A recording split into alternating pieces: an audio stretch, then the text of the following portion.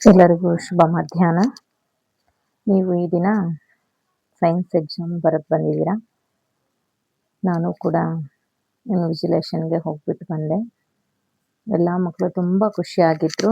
ಈ ಎಕ್ಸಾಮ್ ತುಂಬ ಚೆನ್ನಾಗಾಗಿದೆ ಮ್ಯಾಮ್ ಅಂತ ಕೂಡ ಹೇಳಿದರು. ಹಾಗೆಯೇ ನನ್ನ ಸಬ್ಜೆಕ್ಟ್ ಆಗಿರ್ತಕ್ಕಂತಹ ಕನ್ನಡ ಎಕ್ಸಾಮ್ ಕೂಡ ನೀವು ಚೆನ್ನಾಗಿ ಮಾಡ್ತೀರಾ ಅಂತ ಹೇಳಿ ನಾನು ನಂಬಿದ್ದೀನಿ. ಯಾಕಂದರೆ ಪ್ರತಿ ವರ್ಷವೂ ಕನ್ನಡ ಅಂತ ಬಂದಾಗ ನಮ್ಮ ಶಾಲೆಯಲ್ಲಿ ಹೈಯೆಸ್ಟ್ ಆಗಿ ಬಂದಿದೆ. ಇನ್ನಷ್ಟು ಜನ ಮಕ್ಕಳು ಕೂಡ ಎಲ್ಲರೂ ಇದನ್ನು ಅರ್ಥ ಮಾಡಿಕೊಂಡು ಯಾವ ಥರ ಓದಿದರೆ ಎಷ್ಟು ಅಂಕಗಳನ್ನು ಗಳಿಸ್ಬೋದು, ಹೇಗೆ ಮಾಡಿದ್ರೆ ನಾವು ಹೆಚ್ಚಿನ ಅಂಕಗಳನ್ನು ತಗೋಬಹುದು ಅನ್ನೋದಕ್ಕೆ ನಾನೊಂದಿಷ್ಟು ಸಂಭವನೀಯ ಪ್ರಶ್ನೆಗಳನ್ನು ಮುಂದಿನ ವಿಡಿಯೋದಲ್ಲಿ ನಿಮಗೆ ಮಾಡ್ತೀನಿ. ಈಗ ನಾನು ನಿಮಗೆ MCQ ಪಾರ್ಟಲ್ಲಿ ಎಷ್ಟು ಅಂಕಗಳು ಬರುತ್ತೆ, ಯಾವುದು ಇಂಪಾರ್ಟೆಂಟ್, ಎಲ್ಲವನ್ನ ಓದಬೇಕಾ ಅಥವಾ ಯಾವುದು ಬರುತ್ತೆ ಅದನ್ನು ಓದಬೇಕಾ? ಇಷ್ಟು ದಿನ ನೀವೆಲ್ಲವನ್ನ ಓದ್ಬಿಟ್ಟಿದ್ದೀರಾ ವಿದ್ಯಾರ್ಥಿಗಳೇ. ಈಗ ನಿಮಗೆ ಅತಿ ಸಂಭವನೀಯ ಪ್ರಶ್ನೆಗಳು ತುಂಬ ಪ್ರಾಮುಖ್ಯತೆ ವಹಿಸುತ್ತೆ. ಅದರ ಕಡೆಗೆ ನಿಮ್ಮ ಹೆಚ್ಚಿನ ಒಲವನ್ನು ತೋರಿಸ್ಬೇಕು. ಮತ್ತು ಹೇಗೆ ಬರುತ್ತೆ ಕ್ವಶನ್ನು, ಯಾವ ರೀತಿಯಲ್ಲಿ ಪ್ಯಾಟ್ರನಲ್ಲಿ ಬರುತ್ತೆ ನಿಮಗೆ ಕ್ವಶನ್ ಅಂತಕ್ಕಂಥದ್ದು.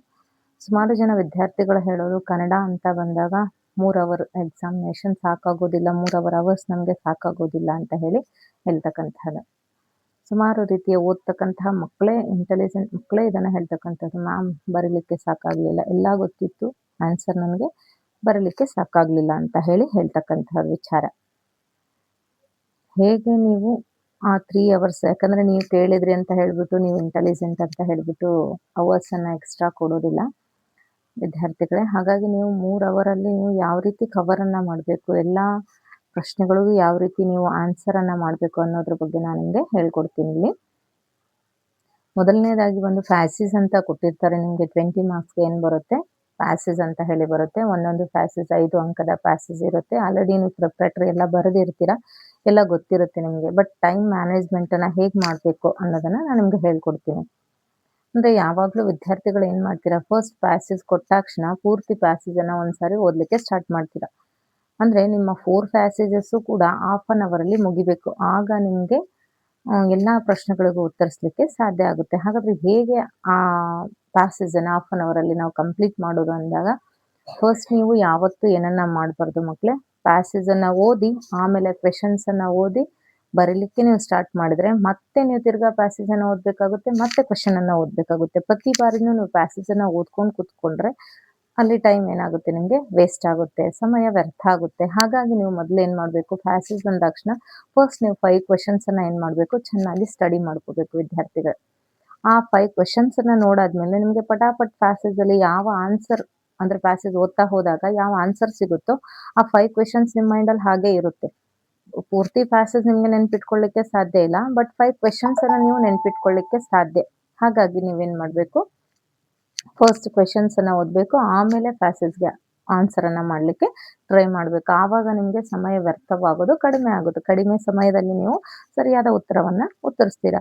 ನೀವು ಫಸ್ಟ್ ಕ್ವೆಶನನ್ನು ನೆನ್ಪಿಟ್ಕೊಂಡು ಒಂದೇ ಕ್ವೆಶನನ್ನು ಓದ್ಬಿಟ್ಟು ಇದೇ ಕ್ವೆಶನ್ಗೆ ಆನ್ಸರ್ ಎಲ್ಲಿದೆ ಅಂತ ಹುಡುಕ್ತಾ ಹೋದಂಗೆ ಸಮಯ ಅಲ್ಲಿ ವ್ಯರ್ಥ ಆಗ್ತಾ ಹೋಗುತ್ತೆ. ಹಾಗಾಗಿ ನೀವು 5 ಕ್ವೆಶನ್ಸನ್ನು ಮನಸ್ಸಲ್ಲಿ ಓದಿಟ್ಕೊಂಡ್ರೆ ಅದಾದಮೇಲೆ ನೀವೇನು ಮಾಡಬೇಕು, ಯಾವ ಕ್ವೆಶನ್ಸ್ಗೆ ಆನ್ಸರ್ ಸಿಗುತ್ತೋ ಪಟ್ ಅಂತ ಪೆನ್ಸಿಲಿಂದ ಅದನ್ನು ಟಿಕ್ ಹಾಕೊಳ್ತಾ ಹೋಗಬೇಕು. ಇದಕ್ಕೆ ಫಸ್ಟ್ ಕ್ವೆಶನ್ ಇದೆ, ಫಸ್ಟ್ ಅದನ್ನೇ ಹುಡುಕ್ಬೇಕು, ಆಮೇಲೆ ಸೆಕೆಂಡ್ ಕ್ವೆಶನ್, ಇದೆಲ್ಲ ಬೇಡ. ಯಾವುದು ಸಿಗ್ತಾ ಹೋಗುತ್ತೋ ಅದನ್ನು ನೀವು ಅಂಡರ್ಲೈನ್ ಮಾಡ್ತಾ ಹೋಗಬೇಕು. ಆವಾಗ ನಿಮಗೆ ಸಮಯದ ಅಭಾವದಿಂದ ನೀವು ಪಾರಾಗಬಹುದು. ಬೇಗನೆ ನೀವು ಆ ಕ್ವೆಶನ್ಸ್ಗೆ ಆನ್ಸರನ್ನು ಹುಡುಕಬಹುದು. ಇದೊಂದು ರೀತಿಯಲ್ಲಿ ಆಗಿದ್ರೆ. ಮತ್ತು MCQ ಪಾರ್ಟಲ್ಲಿ ಎಷ್ಟು ಕ್ವೆಶನ್ಸ್ ಬರುತ್ತೆ, ಯಾವುದು ಬರುತ್ತೆ, ಅದ್ರ ಒಳಗಡೆನೇ ಬರುತ್ತೆ. ಪ್ರತಿ ವರ್ಷವೂ ಕೂಡ CBSE ಬೋರ್ಡ್ ಹೇಳುತ್ತೆ ಯಾವ ಪ್ಯಾಟರ್ನನ್ನು ಕೊಟ್ಟಿರ್ತಾರೋ ಅದ್ರ ಒಳಗಡೆನೇ ಕ್ವೆಶನ್ ಬರುತ್ತೆ. ಯಾವುದೇ ರೀತಿ ಸೈನ್ಸ್ ಥರ, ಮ್ಯಾಥ್ಸ್ ಥರ ಔಟ್ ಆಫ್ ದ ಸಿಲೆಬಸ್ ಯಾವ ರೀತಿಯ ಕ್ವೆಶನ್ಸು ನಿಮಗೆ ಬರೋದಿಲ್ಲ ವಿದ್ಯಾರ್ಥಿಗಳೇ. ಹಾಗಾಗಿ ತುಂಬ ಈಸಿ ವೇದಲ್ಲಿ ನೀವು ಏನು ಮಾಡ್ಬೋದು, ಗ್ರಾಮರಲ್ಲಿ ಪಾಸ್ ಆಗ್ಬೋದು. ಯಾರಿಗೆ ನಾನು ಅಯ್ಯೋ ಫೇಲ್ ಆಗಿಬಿಡ್ತೀನಿ, ಕನ್ನಡ ನನಗೆ ಗೊತ್ತೇ ಇಲ್ಲ, ತುಂಬ ಡಿಫಿಕಲ್ಟ್ ಕನ್ನಡ ಅಂದರೆ ಅಂತ ಹೇಳಿ ಭಯ ಬೀಳ್ತಾ ಇದ್ರು, ಅವರೆಲ್ಲ ನೀವೇನು ಮಾಡಬೇಕು, ಈಸಿ ವೇದಲ್ಲಿ ನೀವು ಪಾಸ್ ಮಾಡ್ಕೋಬೋದು. ಹೇಗೆ ಅಂತ ಹೇಳಿದ್ರೆ, ನಿಮಗೆ ಪಾರ್ಟ್ 1ನಲ್ಲಿ B ಸೆಕ್ಷನಲ್ಲಿ, A ಸೆಕ್ಷನಲ್ಲಿ ನಿಮಗೆ ಪ್ಯಾಸೇಜ್ ಇರುತ್ತೆ, ಅದಕ್ಕೆ ಆನ್ಸರನ್ನು ಮಾಡ್ತೀರಾ. B ಸೆಕ್ಷನಲ್ಲಿ MCQ ಪಾರ್ಟ್ ಅಂತ ಇರುತ್ತೆ. 10 ಮಾರ್ಕ್ಸ್ಗೆ ನಿಮಗೆ ಅಲ್ಲಿ MCQ ಪಾರ್ಟ್ ಅಂತ ಹೇಳಿ ಫಸ್ಟ್ ಕೊಡ್ತಾರೆ. ಹಾಗಾದರೆ ಹೇಗೆ ಅದನ್ನು ನೀವು ಮಾಡ್ತಕ್ಕಂಥದ್ದು, MCQ ಪಾರ್ಟನ್ನು ಹೇಗೆ ನೀವು ಬರಿತಕ್ಕಂತಹದ್ದು ಅನ್ನೋದಿದ್ರೆ, ಫಸ್ಟ್ ಒಂದು ಬಂದು ಸಂಧಿಗಳನ್ನು ಬರೆಯಿರಿ. ನಾನೊಂದು ಕ್ವೆಶನ್ ಪೇಪರನ್ನು ಇಲ್ಲಿ ಇಟ್ಕೊಂಡಿದ್ದೀನಿ. ಇದ್ರ ಬೇಸ್ ಮೇಲೆ ನಾನು ನಿಮ್ಗೆ ಹೇಳ್ತಾ ಹೋಗ್ತೀನಿ ಯಾವ ರೀತಿ ಕ್ವೆಶನ್ಸ್ ಬರುತ್ತೆ, ಅದರಲ್ಲಿ ನೀವು ಹೇಗೆ ಮಾಡಬೇಕು ಅಂತ ಹೇಳಿ. ಫಸ್ಟ್ ಅಲ್ಲಿ MCQ ಪಾರ್ಟ್ ಅಲ್ಲಿ ಏನಿದೆ, ಬಿ ಸೆಕ್ಷನ್ ಅಲ್ಲಿ 15 ಅಂಕದ ಪ್ರಶ್ನೆಗಳಿದೆ. ಅದರಲ್ಲಿ 5 ಅಂಕದ ಪ್ರಶ್ನೆಗಳನ್ನ ನಿಮ್ಗೆ ಕೊಟ್ಟಿರ್ತಾರೆ. ನೀವು 4 ಅಂಕದ ಪ್ರಶ್ನೆಗೆ ಅದರಲ್ಲಿ ಉತ್ತರಿಸ್ಬೇಕು. ಅದನ್ನೆಲ್ಲ ನೀವು ಎಕ್ಸಾಮ್ ಹಾಲಲ್ಲಿ ನೋಡ್ಕೊಂಡು ನೀವು ಬರೀಬಹುದು. ಬಟ್ ಯಾವ ಪ್ರಶ್ನೆಗಳು ಅತಿ ಸಂಭವನೀಯ ಪ್ರಶ್ನೆಗಳು, ಸಂಧಿಗಳಲ್ಲಿ 1 ಮಾರ್ಕ್ಸ್ಗೆ ಇದ್ದೇ ಇರುತ್ತೆ. ಯಾವ ಸಂಧಿಗಳು? ಕನ್ನಡ ಸಂಧಿ ಅಥವಾ ಸಂಸ್ಕೃತ ಸಂಧಿ. ಈ ಸಂಧಿಗಳನ್ನ ಚೆನ್ನಾಗಿ ನೀವು ತರೋಲಿ ಪ್ರಾಕ್ಟೀಸ್ ಅನ್ನ ಮಾಡ್ಕೊಂಡಿರ್ಬೇಕು ವಿದ್ಯಾರ್ಥಿಗಳೇ. ನಿಮ್ಗೇನಾದ್ರೂ ಸಂಧಿಗಳು ಗೊತ್ತಿಲ್ಲ ಅಂದ್ರೆ ನಾನು ಹಿಂದಿನ ವಿಡಿಯೋದಲ್ಲಿ ಸಂಧಿಗಳನ್ನ ಬಿಟ್ಟಿದ್ದೀನಿ.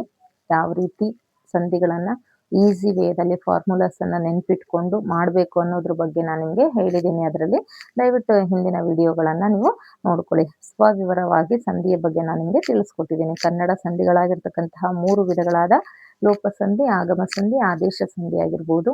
ಮತ್ತೆ ಸಂಸ್ಕೃತ ಸಂಧಿಗಳಾಗಿರ್ತಕ್ಕಂತಹ ಸವರ್ಣ ದೀರ್ಘ ಸಂಧಿ, ಗುಣಸಂಧಿ, ಎಣ್ ಸಂಧಿ, ವೃದ್ಧಿ ಸಂಧಿ ಆಗಿರ್ಬೋದು. ಈ ಬೇಸ್ ಮೇಲೆ ಈ ಕ್ವೆಶನ್ಸ್ ಒಳಗಡೆ ಒಂದು ಕ್ವೆಶನ್ ಇದ್ದೇ ಇರುತ್ತೆ. 1 ಮಾರ್ಕ್ಸ್ಗೆ ಇದ್ರ ಒಳಗಡೆ ಕ್ವೆಶನ್ಸ್ ಇದ್ದೇ ಇರುತ್ತೆ. ಇನ್ನೊಂದು ಹೇಳ್ಬೇಕಂದ್ರೆ ತತ್ಸಮ ತದ್ಭವಗಳು. ಏನು ಹಾಗಾದ್ರೆ ತತ್ಸಮ ತದ್ಭವಗಳು ಅಂದ್ರೆ, ಇದನ್ನ ನಿಮ್ಮ ಶಾಲೆಯಲ್ಲಿ ನಿಮ್ಗೆ ತುಂಬಾ ಚೆನ್ನಾಗಿ ಹೇಳ್ಕೊಟ್ಟಿರ್ತಾರೆ ಅನ್ಕೊಳ್ತೀನಿ. ಅದ್ರಲ್ಲಿ ನೀವು ಏನ್ ಮಾಡ್ಬೇಕು, ತತ್ಸಮ ತದ್ಭವಗಳು ಯಾವ ಇಂಪಾರ್ಟೆನ್ಸ್ ಇದೆನೋ ಅದನ್ನ ನೀವು ಓದ್ತಾ ಹೋಗ್ಬೇಕು. ಇದನ್ನ ನೀವು ಬಾಹೆಟ್ ಹಾಕ್ಲೇಬೇಕು. ಅರ್ಥ ಮಾಡ್ಕೊಳ್ಳೋದಕ್ಕಿಂತ ನೀವು ಬಾಹೆಟ್ ಹಾಕ್ತಾ ಹೋದ್ರೆ ಯಾವುದಕ್ಕೆ ಯಾವುದಿದೆ, ಏನಕ್ಕೆ ಏನಿದೆ ಅಂತ ಹೇಳಿ ನಿಮ್ಗೆ ಅಲ್ಲಿ ಅರ್ಥ ಆಗುತ್ತೆ. ಇದರ ಬಗ್ಗೆ ನಾನು ಕೂಡ ಸ್ವವಿವರವಾಗಿ ನಿಮ್ಗೆ ಇನ್ನೊಂದು ಕ್ಲಾಸಲ್ಲಿ ತಿಳಿಸ್ಕೊಡ್ತೀನಿ ಮಕ್ಕಳೇ. ಎಕ್ಸಾಮ್ ನಿಯರ್ ಬೈ ಇರೋದ್ರಿಂದ ಯಾವುದು ಇಂಪಾರ್ಟೆಂಟ್ ಅನ್ನೋದ್ರ ಬಗ್ಗೆ ನಾನು ನಿಮ್ಗೆ ಇನ್ನೊಂದು ವಿಡಿಯೋದಲ್ಲಿ ಹೇಳ್ತೀನಿ. ಈಗ ಯಾವ್ಯಾವ ಕ್ವಶನ್ಸ್ ಅನ್ನ ನೀವು ಯಾವ್ಯಾವ ಒಂದು ಇದನ್ನ ಓದಬೇಕು ಅನ್ನೋದ್ರ ಬಗ್ಗೆ ನಾನು ನಿಮ್ಗೆ ಹೇಳ್ಕೊಡ್ತಾ ಇದ್ದೀನಿ. ನೆಕ್ಸ್ಟ್ ಬಂದಿರತಕ್ಕಂಥದ್ದು ಯಾವುದು? ವಿಭಕ್ತಿ ಪ್ರತ್ಯಯಗಳು. ಹಾಗಾದ್ರೆ ವಿಭಕ್ತಿ ಪ್ರತ್ಯಯದ ಹೆಲ್ಪಿಂಗ್ ವರ್ಬ್ಸ್ ನಾನು ನಿಮ್ಗೆ ಹೇಳಿದ್ದೀನಿ. ಹಿಂದಿನ ತರಗತಿಯಲ್ಲಿ ವಿಡಿಯೋ ಕೂಡ ಮಾಡಿದ್ದೀನಿ. ಮತ್ತೆ ಹೊಸಗನ್ನಡದ ವಿಭಕ್ತಿ ಪ್ರತ್ಯಯ, ಹಳೆಗನ್ನಡದ ವಿಭಕ್ತಿ ಪ್ರತ್ಯಯಗಳ ವಿಡಿಯೋವನ್ನ ಮಾಡಿದ್ದೀನಿ. ಅದನ್ನ ನೀವು ನೋಡಿ ನಿಮ್ಗೆ ತುಂಬಾ ಚೆನ್ನಾಗಿ ಅರ್ಥ ಆಗುತ್ತೆ. ಆ ಬೇಸ್ ಮೇಲೆ ಏನಿರುತ್ತೆ, ಒಂದು ಕ್ವೆಶನ್ಸ್ ಇರುತ್ತೆ. ನಾನು ನಿಮ್ಗೆ ಯಾವ್ದು ಇಂಪಾರ್ಟೆಂಟ್ ಅದನ್ನ ಮಾತ್ರ ಈಗ ಮಾಡ್ತಾ ಇದ್ದೀನಿ. ಮತ್ತೆ ಯಾಕಂದ್ರೆ ನಾನು ಯೂಟ್ಯೂಬ್ ಚಾನಲ್ ಓಪನ್ ಮಾಡಿ ಸ್ವಲ್ಪ ದಿನಗಳಾಗಿರೋದ್ರಿಂದ ನನ್ನ ತಲೆಯಲ್ಲೂ ಒಂದು ಇಂಟೆನ್ಷನ್ ಬಂತು. ನಮ್ಮ ಮಕ್ಕಳೆಲ್ಲ ಚೆನ್ನಾಗೇ ಓದ್ತಾ ಇದ್ದಾರೆ ನಮ್ಮ ಶಾಲೆಯಲ್ಲಿ ಕನ್ನಡನ. ಬೇರೆ ಮಕ್ಳಿಗೂ ಕೂಡ ಇದು ಉಪಯೋಗ ಆಗ್ಲಿ, ತಲುಪ್ಲಿ ಅನ್ನೋ ಉದ್ದೇಶವಾಗಿ ನಾನು ಇದನ್ನ ಮಾಡ್ತಾ ಇದ್ದೀನಿ. ಮತ್ತೆ ಇನ್ನೊಂದು ಬಂದು ಯಾವುದು, ವಿರುದ್ಧಾರ್ಥಕ ಪದ, ಅಪೋಸಿಟ್ ವರ್ಡ್ಸ್ ಒಂದು ಇದ್ದೇ ಇರುತ್ತೆ. ನಿಮ್ಮ ಯಾವುದು ಲೆಸನ್ ಬ್ಯಾಕ್ ಸೈಡ್ ಇರ್ತಕ್ಕಂತಹ ಪ್ರಶ್ನೆಗಳಲ್ಲಿ ಏನಿರುತ್ತೆ, ಅಪೋಸಿಟ್ ವರ್ಡ್ಸ್ ಅಂತಕ್ಕಂಥದ್ದು, ವಿರುದ್ಧಾರ್ಥಕ ಪದವನ್ನ ಬರೆಯಿರಿ ಅಂತ ಹೇಳಿ ಒಂದು ವರ್ಡ್ ಅದರಲ್ಲಿ ಕೊಟ್ಟೇ ಇರ್ತಾರೆ. 1 ಮಾರ್ಕ್ಸ್ ಇರುತ್ತೆ. ಮತ್ತೆ ಇನ್ನೊಂದು ಬಂದು ಯಾವುದಪ್ಪ ಇರುತ್ತೆ, ನಾನು ನಿಮ್ಗೆ ಲಾಸ್ಟ್ ವಿಡಿಯೋದಲ್ಲಿ ತಿಳಿಸ್ಕೊಟ್ಟಿದ್ದೀನಿ ಮಕ್ಕಳೇ, ಹೋಗಿ ನೋಡಿ. ತುಂಬಾ ಇಂಪಾರ್ಟೆಂಟ್ ಕ್ವೆಶನ್ಸ್ ಅನ್ನೇ ನಾನು ಹೇಳ್ಕೊಂಡು ಬಂದಿದ್ದೀನಿ. ಈಗ ಕರ್ತೃ ಕರ್ಮ ಕ್ರಿಯಾ, ಹಿಂದಿನ ವಿಡಿಯೋನ ನೋಡಿ ಯಾವುದು ಕರ್ತೃ, ಯಾವುದು ಕರ್ಮ, ಯಾವುದು ಕ್ರಿಯಾ ಅಂತ ಹೇಳಿ ಗೊತ್ತಾಗುತ್ತೆ. ಅದರಲ್ಲಿ ಒಂದು ಯಾವುದು ಕ್ರಿಯಾಪದ ಅನ್ನ ಐಡೆಂಟಿಫೈ ಮಾಡ್ಲಿಕ್ಕೆ ನಿಮ್ಗೆ ಇಲ್ಲಿ ಕೊಟ್ಟಿರ್ತಾರೆ. ಅದು ಕೂಡ 1 ಮಾರ್ಕ್ಸ್ಗೆ ಇರುತ್ತೆ ಮಕ್ಕಳೇ. ಹಾಗಾದ್ರೆ ನೆಕ್ಸ್ಟ್ ಇನ್ನೊಂದು ಬಂದು ಸಮಾನಾರ್ಥಕ ಪದ. ಸಮಾನಾರ್ಥಕ ಮೀನಿಂಗ್ಸ್ ಅನ್ನ ಬರೀತಕ್ಕಂಥದ್ದು. ಈಗ ಅಮ್ಮ ಅಂದ್ರೆ ಮತ್ತೆ ತಾಯಿ, ಜನನಿ, ಈ ರೀತಿಯಲ್ಲಿ, ನೆಲ ಅಂದ್ರೆ ಎಳೆ, ಭೂಮಿ, ಈ ರೀತಿಯಲ್ಲಿ ನೀವು ಸಮಾನಾರ್ಥಕ ಪದಗಳನ್ನ ಓದ್ಕೊಂಡು ಹೋಗ್ಬೇಕು. ಇದು ಕೂಡ ಸಮಾನಾರ್ಥಕ ಪದವನ್ನ ಬಾಹ್ಯಾಟ್ ಹಾಕೊಂಡು ಹೋದ್ರೆ ಮಾತ್ರ ನಿಮ್ಗೆ ಜ್ಞಾಪಕದಲ್ಲಿ ಇರುತ್ತೆ. ಅರ್ಥ ಮಾಡ್ಕೊಂಡಾಗ್ಲಿ ನೀವು ಓದ್ಬೇಕಿದನ್ನ. ಮತ್ತೆ ಇದರಲ್ಲೂ ಕೂಡ 1 ಮಾರ್ಕ್ಸ್ಗೆ ಇರುತ್ತೆ. ಇನ್ನೊಂದು ಬಂದು ನಾನು ನಿಮ್ಗೆ ನಾಮಪದಗಳ ಚಾಪ್ಟರ್ನ ಮಾಡಿದ್ದೀನಿ. ಅದರಲ್ಲಿ ಏನು ಸರ್ವನಾಮ ಯಾವುದು ಅಂತ ಹೇಳ್ಬಿಟ್ಟು, ಯಾವುದನ್ನ ನಾವು ಸರ್ವನಾಮ ಅಂತ ಹೇಳ್ತೀವಿ ಅಂತ ಹೇಳಿ ಹಿಂದಿನ ವಿಡಿಯೋದಲ್ಲಿ ನಾಮಪದದ ಚಾಪ್ಟರ್ನ ನಿಮ್ ನೋಡಿದ್ರೆ ನಿಮ್ಗೆ ಏನಾಗುತ್ತೆ, ಅಲ್ಲಿ ಗೊತ್ತಾಗುತ್ತೆ ಯಾವುದು ನಾಮಪದ, ಯಾವುದು ಸರ್ವನಾಮ ಅಂತ ಹೇಳ್ಬಿಟ್ಟು ನಿಮ್ಗೆ ಗೊತ್ತಾಗುತ್ತೆ. ಆ ಬೇಸ್ ಮೇಲೆ ಏನಿರುತ್ತೆ, ಒಂದು ಕ್ವೆಶನ್ಸ್ ಇದ್ದೇ ಇರುತ್ತೆ ಮಕ್ಕಳೇ. ಹಾಗೇನೆ ಮತ್ತೆ ಇದರಲ್ಲಿ ಏನು, ಕ್ರಿಯಾಪದದಲ್ಲಿ ಇರ್ತಕ್ಕಂತಹ ಯಾವುದು ಧಾತು ರೂಪ. ನಿನ್ನೆ ಕ್ಲಾಸಲ್ಲಿ ನಿನ್ನೆನೆ ಮಾಡಿದ್ದೀನಿ. ಆ ಕ್ಲಾಸಲ್ಲಿ ಯಾವುದು ಕ್ರಿಯಾಪದ ಅಂದ್ರೆ ಏನು, ಮತ್ತೆ ಕ್ರಿಯಾಪದದ ಮೂಲ ಧಾತು ರೂಪ ಯಾವುದನ್ನ ಕರ್ತೃ ಅಂತೀವಿ, ಕರ್ಮ ಅಂತೀವಿ, ಕ್ರಿಯಾ ಅಂತ ಹೇಳಿ ಕರಿತೀವಿ. ಮತ್ತೆ ಯಾವುದನ್ನ ಕ್ರಿಯಾಪದದ ಮೂಲ ರೂಪವನ್ನ ಧಾತು ಅಂತ ಹೇಳಿ ಕರಿತೀವಿ. ಧಾತು ಅಂದ್ರೆ ಏನು ಅಂತ ಹೇಳಿ ನಿಮ್ಗೆ ನಿನ್ನೆ ವಿಡಿಯೋದಲ್ಲಿ ತಿಳಿಸ್ಕೊಟ್ಟಿದ್ದೀನಿ. ಆ ಬೇಸ್ ಮೇಲೂ ಕೂಡ ಒಂದು ಕ್ವೆಶನ್ಸ್ ಇದ್ದೇ ಇರುತ್ತೆ ಮಕ್ಕಳೇ. ಇನ್ನೊಂದು ಸಮಾಸಗಳನ್ನ ನಾನು ನಿಮ್ಗೆ ವಿಡಿಯೋದಲ್ಲಿ ಮಾಡಿಲ್ಲ. ಮುಂದಿನ ಇದರಲ್ಲಿ ನಾನು ವಿಡಿಯೋದಲ್ಲಿ ಮಾಡಿ ಹೇಳ್ತೀನಿ ನಿಮ್ಗೆ. ಯಾಕಂದ್ರೆ ಎಕ್ಸಾಮ್ ಹತ್ರ ಇರೋದ್ರಿಂದ ಯಾವ್ಯಾವ್ದು ಇಂಪಾರ್ಟೆಂಟ್ ಅದನ್ನ ಮಾಡ್ತಾ ಹೋಗ್ತಾ ಇದ್ದೀನಿ. ಈಗ MCQ ಪಾರ್ಟ್ ಅಲ್ಲಿ ಯಾವ್ದು ಬರುತ್ತೆ ಅದನ್ನ ಹೇಳಿದ್ದೀನಿ. ದಯವಿಟ್ಟು ನೀವು ಸಮಾಸಗಳನ್ನ ನಾನು ಮಾಡ್ತೀನಿ. ಆ ವಿಡಿಯೋ ಕೂಡ ನೀವು ನೋಡಿ. ಈಗ ನಿಮ್ಗೆ 10 ದಿನ ಟೈಮ್ ಇದೆ. ಆ 10 ದಿನದ ಒಳಗಡೆ ನನ್ನೆಲ್ಲ ವಿಡಿಯೋಗಳನ್ನ ನೋಡಿ ತುಂಬಾ ಸುಲಭವಾಗಿ ನೀವೇನ್ ಬರೀತೀರಾ, ಎಕ್ಸಾಮ್ ಅನ್ನ ಬರೀತೀರಾ, ಒಳ್ಳೆ ಅಂಕಗಳನ್ನ ಕೂಡ ನೀವು ಗಳಿಸಬಹುದು. ಮತ್ತೆ ಇನ್ನೊಂದು ಏನು ಅಂದ್ರೆ ನಾನಾರ್ಥ ಪದಗಳು. ಒಂದು ಪದಕ್ಕೆ ಏನಿರುತ್ತೆ ನಾನಾರ್ಥ ಪದಗಳು. ವಿಭಿನ್ನ ರೀತಿಯ ಅರ್ಥಗಳನ್ನ ಒಂದೇ ಪದಕ್ಕೆ ವಿಭಿನ್ನ ರೀತಿಯ ಅರ್ಥಗಳನ್ನ ಕೊಡ್ತಕ್ಕಂಥದ್ದು. ಫಾರ್ ಎಕ್ಸಾಂಪಲ್ ಕಾಡು ಇರುತ್ತೆ, ಅದಕ್ಕೇನು ಅರಣ್ಯ, ಪೀಡಿಸು, ಕಾನನ, ಈ ರೀತಿಯಲ್ಲಿ ಸುಮಾರು ರೀತಿಯಾದಂತಹ ಮೀನಿಂಗ್ಸ್ ಇರುತ್ತೆ. ಅದು ಒಂದು ಪ್ರಶ್ನೆ ಇದ್ದೇ ಇರುತ್ತೆ ನಿಮ್ಗೆ. ಹಾಗಾದ್ರೆ ಮತ್ತೆ ಯಾವುದು ಬರ್ತಕ್ಕಂಥದ್ದು ಅಂದ್ರೆ ನಿಮ್ಗೆ ಇನ್ನೊಂದು ವಿಡಿಯೋವನ್ನ ನಾನು ನಿಮ್ಗೆ ಮಾಡಿ ಅದರಲ್ಲಿ ಹೇಳ್ತೀನಿ. ದಯವಿಟ್ಟು ಎಲ್ಲ ವಿಡಿಯೋಗಳನ್ನ ನೀವು ನೋಡ್ತಾ ಹೋಗಿ. ಯಾಕಂದ್ರೆ ನಾನು ಈಗಲೇ ಸ್ಟಾರ್ಟ್ ಮಾಡಿದ್ರಿಂದ ಯಾವ್ಯಾವ್ದು ಇಂಪಾರ್ಟೆಂಟ್ ಅದನ್ನ ಮಾತ್ರ ಮಾಡ್ತಾ ಬರ್ತಾ ಇದ್ದೀನಿ. ಮುಂದಿನ ದಿನಗಳಲ್ಲಿ ಅಂದ್ರೆ ನಾಳೆ ಅಥವಾ ನಾಡಿದ್ದು ನಿಮ್ಗೆ ಎಲ್ಲವನ್ನ ಕವರ್ ಮಾಡ್ಲಿಕ್ಕೆ ನಾನು ಟ್ರೈ ಮಾಡ್ತೀನಿ. ಹಾಗಿದ್ರೆ ಇಲ್ಲಿ ಬರ್ತಕ್ಕಂಥದ್ದೇನು ನಿಷೇಧಾರ್ಥಕ, ಸಂಭವನಾರ್ಥಕ, ವಿದ್ಯಾರ್ಥಕ ಅಂತಕ್ಕಂಥದ್ರಲ್ಲಿ ಈ ಮೂರಲ್ಲೂ ಕೂಡ ಏನಿರುತ್ತೆ ಒಂದು ಪ್ರಶ್ನೆ ಇದ್ದೇ ಇರುತ್ತೆ ಮಕ್ಕಳೇ. ಮತ್ತೆ ಕಾಲಗಳು ಕೂಡ ನಾನು ವಿಡಿಯೋ ಮಾಡಿಲ್ಲ, ಮಾಡ್ತೀನಿ ವಿಡಿಯೋ. ಬಟ್ ಕಾಲಗಳಲ್ಲಿ ವರ್ತಮಾನ ಕಾಲ, ಭೂತಕಾಲ, ಭವಿಷ್ಯತ್ ಕಾಲ ಇದ್ರಲ್ಲೂ ಕೂಡ ಏನಿರುತ್ತೆ ನಾನು ಬರೀ MCQ ಪಾರ್ಟ್ ಮಾತ್ರ ಹೇಳ್ತಾ ಇದ್ದೀನಿ. ಪಾರ್ಟ್ ಬಿ ಅನ್ನ ಮಾತ್ರ ಹೇಳ್ಕೊಡ್ತಾ ಇದ್ದೀನಿ ನಿಮ್ಗೆ. ಈಗ ಯಾವ್ಯಾವ್ದು ಕ್ವೆಶನ್ಸ್ ಬರುತ್ತೆ ಅದರಲ್ಲಿ ಹೇಗೆ ನೀವು ಆನ್ಸರ್ ಅನ್ನ ಮಾಡ್ಬೇಕು ಅಂತ ಹೇಳಿ. ಮತ್ತೆ ನೆಕ್ಸ್ಟ್ ಕ್ವಶನ್ ಬಂದು ಕರ್ಮಿಣಿ ಮತ್ತೆ ಕರ್ತರಿ ಪ್ರಯೋಗವನ್ನ ಮಾಡ್ತಕ್ಕಂಥದ್ದು. ಹಾಗಾದ್ರೆ ನಾಮಪದಕ್ಕೆ ಏನನ್ನ ಬಳಸಬೇಕು, ಯಾವ ರೀತಿ ಹೆಲ್ಪಿಂಗ್ ವರ್ಬ್ಸ್ ನ ಬಳಸಬೇಕು, ಮತ್ತೆ ಕ್ರಿಯಾಪದಕ್ಕೆ ಯಾವ ರೀತಿ ಹೆಲ್ಪಿಂಗ್ ವರ್ಬ್ಸ್ ನ ಬಳಸಬೇಕು ಅಂತಕ್ಕಂಥದ್ದು. ಕರ್ಮಪದ ಮತ್ತೆ ಕರ್ತರಿ ಮತ್ತೆ ಕರ್ಮಿಣಿ ಪ್ರಯೋಗವನ್ನ ಮಾಡ್ತಕ್ಕಂಥದ್ದು. ಅದನ್ನು ಕೂಡ ನಾನು ನಿಮ್ಗೆ ವಿಡಿಯೋ ಮಾಡಿ ಹಾಕ್ತೇನೆ. ನನ್ನ ವಿಡಿಯೋವನ್ನ ನೋಡಿ ಅರ್ಥವನ್ನ ಮಾಡ್ಕೊಳ್ಳಿ. ಮತ್ತೆ ಒಂದು ಅರ್ಥ ವ್ಯತ್ಯಾಸ ಆಗ್ತಕ್ಕಂಥದ್ದು. ಅರ್ಥ ವ್ಯತ್ಯಾಸದಿಂದ ಒಂದು ಕ್ವೆಶನ್ ಬರ್ತಕ್ಕಂಥದ್ದು. ಅರ್ಥ ವ್ಯತ್ಯಾಸ ಅಂದ್ರೆ ನಿಮ್ಗೆ ಗೊತ್ತೇ ಇರುತ್ತೆ. ಅದರ ಇನ್ನೊಂದು ಮೀನಿಂಗ್ ಅನ್ನ ನೀವು ಬರೀತಕ್ಕಂತಹದ್ದು. ಅದು ಒಂದು ಕ್ವೆಶನ್ಸ್ಗೆ ಇದ್ದೇ ಇರುತ್ತೆ. ಇನ್ನೊಂದು ಗಾದೆಯನ್ನ ಪೂರ್ಣಗೊಳಿಸಿ ಬರೆಯಿರಿ. ಹಿಂದಿನ ಒಂದು 3-4 ವರ್ಷದ ಹಿಂದೆ 2 ಮಾರ್ಕ್ಸಿನ ಪ್ರಶ್ನೆ ಬರ್ತಾ ಇತ್ತು. ಇದು 2 ಅಂಕಗಳಿಗೆ ಉತ್ತರಿಸಿರಿ ಅಂತ ಹೇಳಿ ಒಂದು ಗಾದೆ ಮಾತನ್ನ ಕೊಟ್ಬಿಟ್ಟು ಅದನ್ನ ಸಂಪೂರ್ಣವಾಗಿ ಅದರ ಬಗ್ಗೆ ವಿವರಣೆಯನ್ನ ಬರೀಲಿಕ್ಕೆ ಹೇಳ್ತಾ ಇದ್ರು. ಬಟ್ ಇತ್ತೀಚಿನ ದಿನಗಳಲ್ಲಿ 1 ಮಾರ್ಕಿಗೆ ಕೊಟ್ಬಿಟ್ಟು ಅದರ ಕಂಟಿನ್ಯೂಸ್ ಪಾರ್ಟ್ ಅನ್ನ ನೀವು ಬರೀಬೇಕು. ಫಾರ್ ಎಕ್ಸಾಂಪಲ್ ಉಪ್ಪಿಗಿಂತ ರುಚಿ ಇಲ್ಲ ಡ್ಯಾಶ್ ಅಂತ ಕೊಟ್ಬಿಡ್ತಾರೆ. ಅಲ್ಲಿ 4 ಆಪ್ಷನ್ಸ್ ಅನ್ನ ಕೊಟ್ಟಿರ್ತಾರೆ. ಅಲ್ಲಿ ಉಪ್ಪಿಗಿಂತ ರುಚಿ ಇಲ್ಲ ಅಂದ್ಮೇಲೆ ತಾಯಿಗಿಂತ ಬಂಧುವಿಲ್ಲ. ಆ ರೀತಿಯಲ್ಲಿ ನೀವು ಆ ಕ್ವೆಶನ್ ಅನ್ನ ಸಂಪೂರ್ಣವಾಗಿ ನೀವು ಮಾಡ್ಬೇಕಾಗುತ್ತೆ. ಒಂದಿಷ್ಟು ಗಾದೆ ಮಾತುಗಳನ್ನ ನೀವು ಸ್ಟಡಿ ಮಾಡ್ಬೇಕಾಗುತ್ತೆ ಮಕ್ಕಳೇ. ಮತ್ತೆ ಇನ್ನೊಂದು ಏನಂದ್ರೆ ಗ್ರಾಮ್ಯ ಮತ್ತೆ ಗ್ರಾಂಥಿಕ ರೂಪದಲ್ಲಿ ಬರೀತಕ್ಕಂತಹದ್ದು.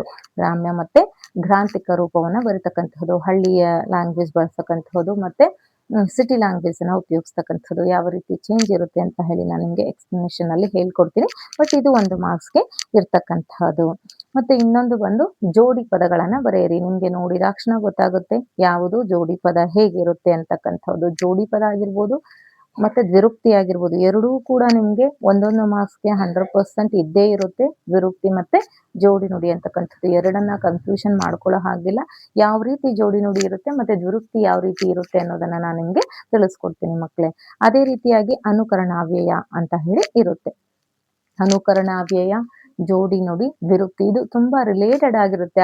ಇದ ಅನ್ನೋದು ತುಂಬಾ ಕನ್ಫ್ಯೂಷನ್ ಆಗುತ್ತೆ. ಹಾಗಾಗಿ ಆಪ್ಷನ್ಸ್ ಅಲ್ಲೂ ಕೂಡ ನಿಮ್ಗೆ ಅದನ್ನೇ ಕೊಟ್ಟಿರ್ತಾರೆ. ಅದನ್ನ ಚೆನ್ನಾಗಿ ನೀವು ನೋಡ್ಕೋಬೇಕು. ಹೇಗ್ ಮಾಡ್ಬೇಕು, ಯಾವ ರೀತಿ ನೋಡ್ಕೊಂಡ್ರೆ ನಿಮ್ಗೆ ಅದು ಅರ್ಥ ಆಗುತ್ತೆ ಅನ್ನೋದನ್ನ ನಾನು ನಿಮ್ಗೆ ಮುಂದಿನ ವಿಡಿಯೋದಲ್ಲಿ ತಿಳಿಸ್ಕೊಡ್ತೀನಿ. ಇಷ್ಟು 15 ಮಾರ್ಕ್ಸ್ಗೆ ಇರ್ತಕ್ಕಂತಹ MCQ ಕ್ವಶನ್ಸ್. ಇದರಲ್ಲಿ 100ಗೆ 200% ಈ ಬೇಸ್ ಮೇಲೆ ನಾನೇನು ಇವಾಗ ಹೇಳಿದ್ನಲ್ವಾ, ಸಮಾನಾರ್ಥಕ, ವಿರುದ್ಧಾರ್ಥಕ, ದ್ವಿರುಕ್ತಿ, ಜೋಡಿ ನುಡಿ, ಅನುಕರಣಾವ್ಯಯ, ಸಂಧಿಗಳು, ಸಮಾಸಗಳು ಇವನ್ನೆಲ್ಲ ಹೇಳಿದ್ನಲ್ಲ, ಇವನ್ನೆಲ್ಲ ಚೆನ್ನಾಗಿ ನೀವು ಥರೋಲಿ ಪ್ರಾಕ್ಟೀಸ್ ಮಾಡ್ಕೊಂಡ್ರೆ ಆರಾಮಾಗಿರುತ್ತೆ. ಜಸ್ಟ್ ನೀವು ಟಿಕ್ ಮಾಡ್ಕೊಂಡು ಹೋಗೋದಷ್ಟೇ. ಇದರಲ್ಲಿ ಓದ್ಕೊಂಡು ಕೂತ್ಕೊಳ್ಳೋ ಅಂಥದ್ದು ಏನೂ ಇಲ್ಲ. ವಿಡಿಯೋವನ್ನ ನೋಡಿ ಚೆನ್ನಾಗಿ ಅರ್ಥ ಆಗುತ್ತೆ ನಿಮ್ಗೆ. ಅರ್ಥ ಮಾಡ್ಕೊಂಡು ತಿಳ್ಕೊಂಡು ಮಾಡ್ತಕ್ಕಂಥದ್ದು. ಇದು ಯಾವುದೇ ರೀತಿ ಬಾಯ್ಹಾಟ್ ಹಾಕಿದ್ರೆ ಬರ್ತಕ್ಕಂಥದ್ದಲ್ಲ. ಬಾಯ್ಹಾಟ್ ಆಗ್ತಕ್ಕಂಥದ್ದು ಏನು ಅಂತ ಕೂಡ ನಾನು ನಿಮ್ಗೆ ಹೇಳಿದ್ದೀನಿ. ಅಪೋಸಿಟ್ ವರ್ಡ್ ಆಗಿರ್ಬೋದು ಅಥವಾ ಈಗ ಓನ್ ಸೆಂಟೆನ್ಸ್ ಅಂತ ಕೂಡ ನಿಮ್ಗೆ ಕೊಟ್ಟಿದ್ದಾರೆ. ಅಂದ್ರೆ ಇನ್ನೊಂದು ಅರ್ಥದಲ್ಲಿ ಅದನ್ನ ನುಡಿಗಟ್ಟು ಅಂತ ಕೂಡ ನಾವು ಹೇಳ್ತೀವಿ. ಅದು ಕೂಡ 1 ಮಾರ್ಕ್ಸ್ಗೆ ನಿಮ್ಗೆ ಇರ್ತಕ್ಕಂಥದ್ದು. ಮುಂದಿನ ವಿಡಿಯೋದಲ್ಲಿ ನಾನು ನಿಮ್ಗೆ ಎಲ್ಲವನ್ನ ಸ್ವವಿವರವಾಗಿ ತಿಳಿಸ್ಕೊಡ್ತೀನಿ. ಒಂದು ಸಬ್ಸ್ಕ್ರೈಬ್ ಮಾಡೋದನ್ನ ಮತ್ತೆ ಲೈಕ್ ಕೊಡೋದನ್ನ ಮರಿಬೇಡಿ. ಧನ್ಯವಾದಗಳು.